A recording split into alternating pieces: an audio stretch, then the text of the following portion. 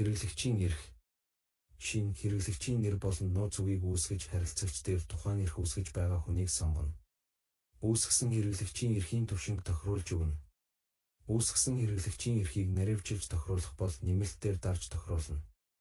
Тухайн түвшинтэй хамааралтай тайлан болон гүйлгээнүүд дээр нэмэх, харах, устгах, засах тохиргоог тохируулж болно. Хэрэглэгч зөвхөн өөрийн хийсэн гүйлгийг харах боломжтой байна.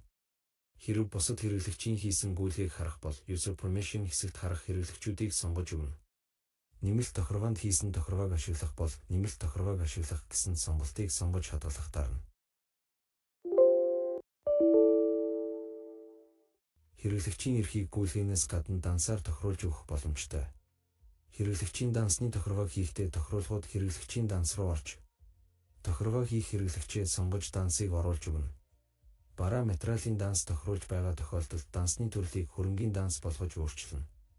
Хөрөнгийн данс болгосноор тухайн хэрэглэгч бараа материалын гүйлгээ хийх хэрэгтэй болно.